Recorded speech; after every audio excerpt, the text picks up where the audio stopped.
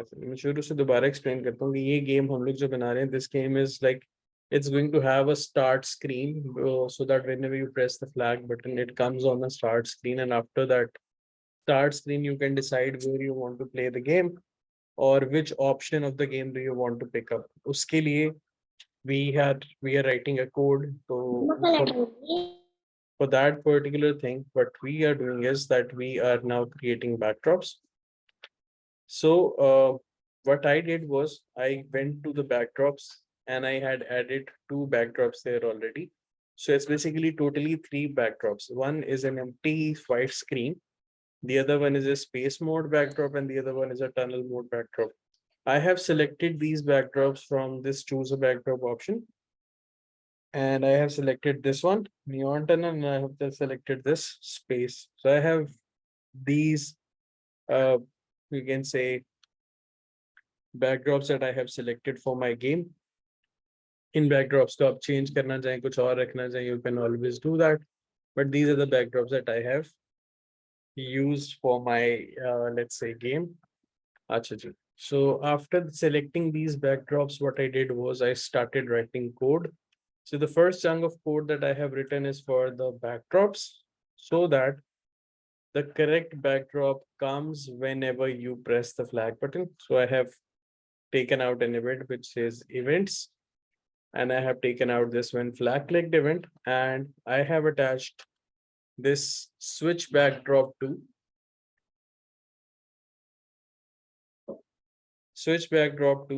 start screen, and I have attached it with this when flag clicked event. So whenever you are going to press flag, no matter wherever you are, your game is over or not, whenever you would press flag, you would show up on this screen. So previously this screen is going to be empty.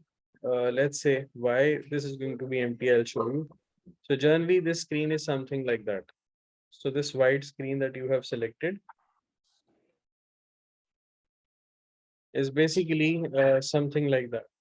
So what happens is we have added these two buttons onto our screen, and to add these buttons, what we did was we drew a sprite. So I went to the paint and I draw a sprite by making a rectangle in the middle, something like that. Then I added text onto it. So it became my button.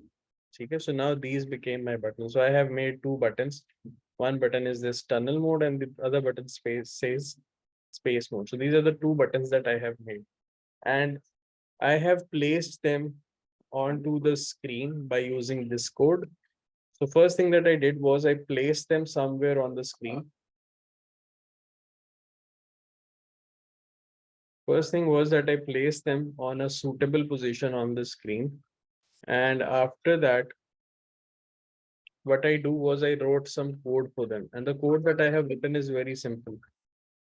I have used a when flag clicked event, and that flag clicked event is like whenever you will press flag, something is going to happen. And something that is going to happen is they are going to get their positions. So what I did was I placed them on a certain position. Like I picked them and placed them somewhere. And after that, what I did was I picked up their position where they are going to be. So I attached that position where they should be when you start the game with this when flag clicked event. So whenever you would press flag, they would take up their space. Let's say wherever they are, they would come in this position whenever you are going to press the flag. Okay, similar is the case with this one also. This one also comes on its position whenever you start the game. So I have figured out what those positions should be, and I have mentioned them here. All right. After that, what we have done is that we have made these objects clickable, both of them, the space mode and the tunnel one also. So they are clickable. If you would see how they are clickable, let me show that to you. So whenever you click them, see, they grow, they shrink, and a sound comes in. I hope that you guys can hear the sound. I get no. So if you would now listen closely, if I click it, you see what happens. It grows in, it shrinks back, and a sound is played. So how is that button growing and popping sound? So what I have done is I have used this code block here, which makes this character grow first and then shrink back to its original state. So it grows for 10 points, 10%, it increases size 10% and then shrinks down back. And then there is this sound, play sound pop until done. I have attached it here so that whenever you would click it, a sound of pop, a pop sound. I hope that you guys can hear this sound. So this sound is coming up. Now, the next thing that you do is that attach this switch backdrop to space mode so that whenever you do this, whenever you click this, this takes you to the game screen. So it takes me to this game screen here. Okay. Otherwise, it stays there. And also, I have used the same code for this one, but here I have changed the backdrop. Instead of going to the space mode, this one takes you to the tunnel mode. And I have already used those tunnel mode and space mode backdrops at the back. So I can just change them from here. Let's say if it was taking me to a wrong, so let's say that if this was taking me to the wrong area, you can see that when I click on tunnel mode, it should take me to the tunnel. But where does it take me? It takes me to the space area. That means that I have made some mistake in the code. And that mistake is that I am switching backdrop to space mode here. When this play tunnel sprite is clicked, instead it should go to this start screen. So that is where it is going right. So once you do that, sorry, it should go to the tunnel mode. So once you click on that, it takes you to the tunnel mode. And similarly, if you click on the other one, it takes you to the space mode uh, game as well. So after that, now what we have to do is we need to start making our game objectives. And those game objectives are going to be very simple. So we are going to code this game for one event first. So this game would actually not start when you press the flag button. This game would actually start when you press one of these buttons. So let's say that if you press this button, what happens is you switch your backdrop to space backdrop. And now we have placed an event here which says when the backdrop switches to space mode, what it should do. So what you are currently having is we were trying to make a shooter game. So in this shooter game scenario, what we see is there is a character which can go on screen. But as you can see that there is another very important thing that I'm going to teach you is that this character that you see here, it is not very clearly visible on the screen all the time because the color is kind of mixing with the background at some of the places. So let's try to make this character change its color when it comes to this screen. So for that, we are going to use a block here which says change color effect. And we are going to change color effect to, let's say, 50. And just check what happens with that. So currently you would see that there is no difference that is happening, right? Okay, so that is basically happening because you are not, that is basically happening because currently the problem that you are facing is that your colors that you have used for this game are simple, gray and black. So black does not have color impact into that. So it has a brightness impact that you can use. And then there is this ghost effect also that you can put. So let's say make it to 50 and what happens is something like that. So this starts disappearing, which is also not favorable for us. So I will choose something that can make my character stand out. So maybe I will make it whiter for this game. So it's basically not 50, actually 100. So I would say that it changes brightness effect by 100 whenever you start the game. So something like that happens. So let's say that we go back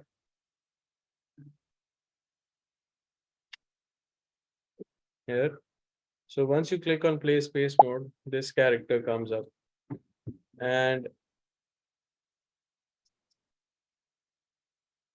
if you go to the tunnel mode, this should not happen. So we'll figure out how to do that. But first, let's say that how do we start this game? Okay. So let's say that we give on space mode, and now you can see that your character can move anywhere. Okay. So that character can move anywhere. So in order to make this character move, we have made very simple rules. What this character can do is this character can only move forward and move backwards. So it's up to us that which direction do you want your character to move, but I have made it quite simple. This character can either move forward by using this one. So if you press up arrow, it goes forward. If you press down arrow, it comes backward. See, it comes backward with the down arrow, it comes forward, goes forward with the up arrow. And now the other thing is, how do you make this character move in other directions? So in order to let this character move in other directions, you have this if block, uh, which says that if you, let's say, press left arrow, you would make your character turn on the left side. If you move your character, if you press right arrow on your keyboard, yes, that would make your character turn to the right side. So this is turning left and this is turning right. So your character can actually turn into any direction that you want right now. Now comes the next best part, and that next best part is that this character has been made. Now we need to, because this is a shooting game. So now what we need to do is we need to make a character which is kind of a bullets that this character needs to fire. So in order to make this character fire bullets, what we can do is we can first create a bullet, and that bullet is going to be fired by our character. So we need to make a character which is going to be called a bullet. So I will choose a sprite and I will make a character bullet. But you can see that this character is not available in our sprite selection. So we would have to create this character. So I'm going to go to paint a sprite and paint a bullet. So a bullet is basically going to be like a tiny circle, nothing else. But as it's a bullet, so we would like it to be um, in a bullet's color. So no outline first, and then choose this sort of coloring and make the outer color somewhere close to dark yellowish brownish shade, and the other color on the top make it yellowish or something like that. A better color. So this one also is quite a little dark, so let's say we'll make it a little brighter and make it yellowish. Yes. So now this is what your bullet looks like. I hope that you guys can see where your bullet is right now. Oh, actually, I couldn't change the color, which is a good thing for me. Okay, so this is the color of the bullet that you have got.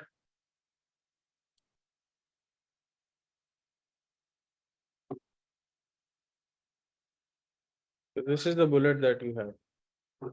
So this bullet is kind of currently a little bigger than the gun. So let's try to make it smaller. In order to make it smaller, what you can do is click here, zoom in, select this bullet using this selection tool, press Alt and just squeeze it down and it will become smaller. Now you can see that the bullet has grown shorter here, but it's not enough. So you can make it even smaller. This size I would say is fine. So, okay. So now let's go to start coding this bullet. So for this bullet, what you want is that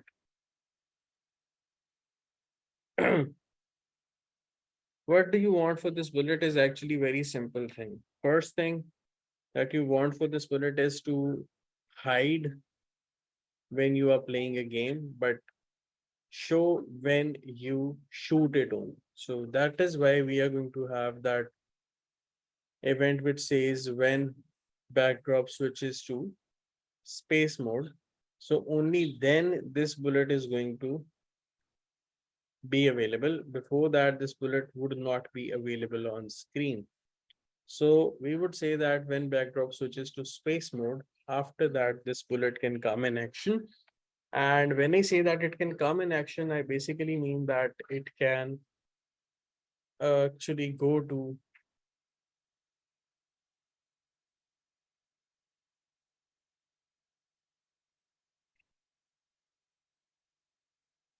sprite one. Also, actually, we should name them properly. This is bullet and this is shooter.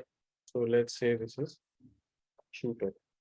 So this bullet should go to the shooter. So I would say that go to shooter and don't do it only once, actually do it always. So for that, I'm going to ask it to do it forever. Go to shooter. So let's say that if it goes to shooter, that is what happens. But what we want is that we want this character to be here when it starts firing. So what we are going to do is uh, define some move steps or get the change x by, that would be better. So change x by 10, 1.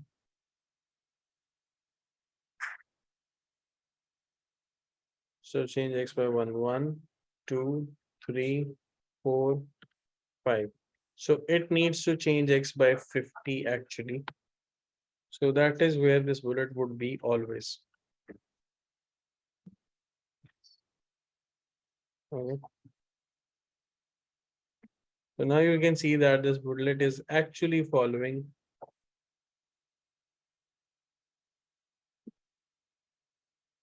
This bullet is actually following everywhere this character is going. Okay. And if you turn it, obviously it does not turn with the bullet. It's not turning with the bullet, but it is actually following everywhere your bullet is going. So at some point they are going to coincide, something like that. So the bullet is actually now following the character, the shooter. So what happens next is after the completion of this small task that we have gone to the shooter and we are changing x by 5, you would always want your character to turn or to point in a direction where your character is pointing. So we would say that in order to make it point towards the character, wherever the character is pointing, for that, what we need to do is go to variables and introduce a variable here. So that variable is going to be called direction. We would only know that it is following the direction if we ask our character to point in direction of the direction. So we would say ask our character to point in direction of the direction always. And how do direction change itself? So direction, in order to change the direction, we are going to set direction first. And this direction that we are setting is originally 90. And after that, every time you turn 5 degrees towards the left, you change direction by -5. And if you turn towards right side, that means that you change direction by 5. So now let's see what happens. We would start from the beginning.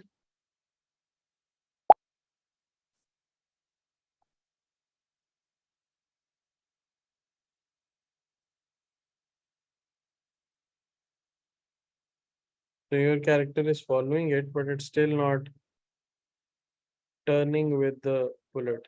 So let's make it turn also. But for that, what we need to do is, okay, fine. Now first, let's try to start how the bullets would be fired. So the bullet is going to be fired when you are going to press space button, let's say. So we would say in the controls, check if the space button is pressed. So we would say that if space button is pressed, that is in the sensing. If key space pressed, then this should do something. This bullet should do something.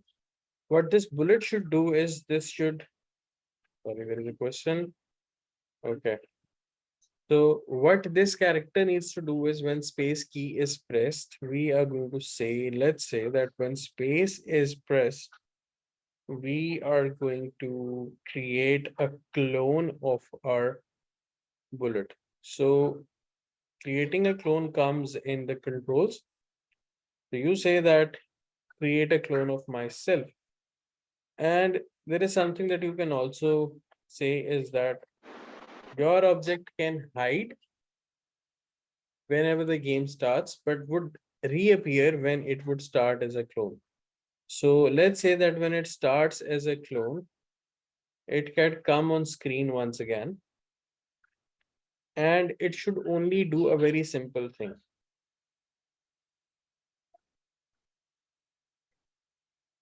That is forever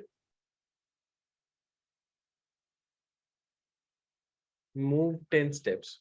So that is what your bullet should do. So now let's start it from the beginning again.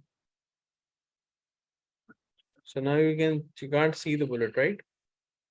But you can see the bullet being fired. Is that right?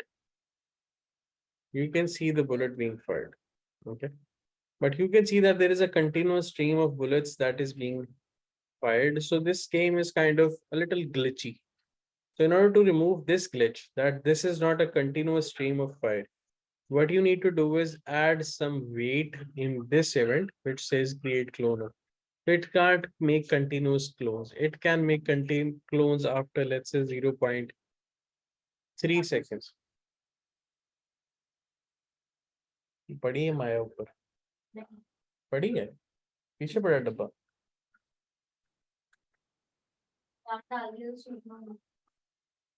साथी में ले आता 5 minutes. So after that, what you need to do is see now your bullet is being fired, but it is not in the form of a continuous stream. It only fires one bullet at a time, right? So this is what you wanted from your character. Okay. I will share the recording of this lesson with you guys, and in the next week we would be completing it. But currently what we have is this bullet is working fine. And if you could see whenever you fire bullets here, you would see that these bullets are not deleting, these bullets are not removing, they are just piling up at the edge. So you can bring up this if here and tell that if this bullet senses that it is touching the edge, it should simply delete itself. So you can say that it can delete this clone if it touches the edge. So something like this is going to happen now. So as soon as it touches the edge, this gets deleted. Okay.